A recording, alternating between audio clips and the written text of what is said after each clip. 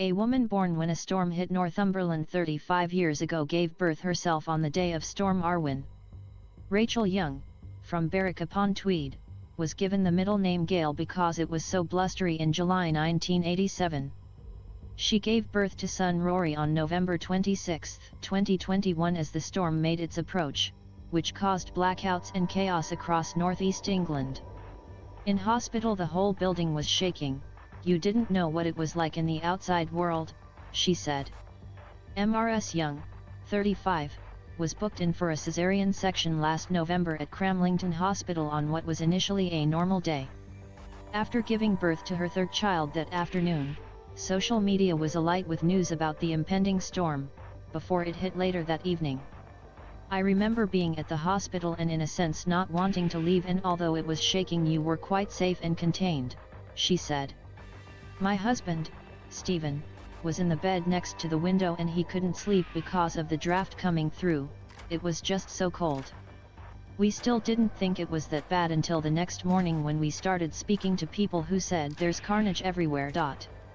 After being discharged and returning home in the dark, it was a full week before she was able to see the destruction for herself. I couldn't believe it. There were trees down, walls knocked down. At home you didn't get a real view, she added.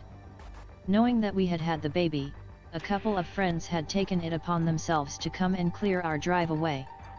The couple contemplated giving their son the name Arwen due to events surrounding his first few days, mixed with Ms. Young's own blustery birth that led to her namesake, but decided against it.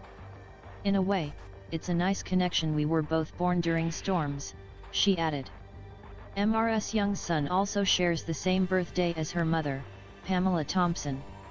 Her father David, who runs a boat business, said he remembered driving to hospital in July 1987 listening to the shipping forecast. It was going to be a storm and a half, a horrendous gale. I would have lost at least 2 fleets of lobster pots, he said. I was halfway to the hospital and pulled into a lay-by in Alnwick. I was trying to decide what I was going to do. I sat for 5 minutes and decided the right thing. The pots could be replaced and Pamela couldn't, so I went down and was there for the birth. Just months later in October, a powerful storm, dubbed the Great Storm of 1987, hit large parts of the south of England, which killed 18 people. Follow BBC North East and Cumbria on Twitter, Facebook and Instagram. Send your story ideas to Northeast and Cumbria at bbc.co.uk.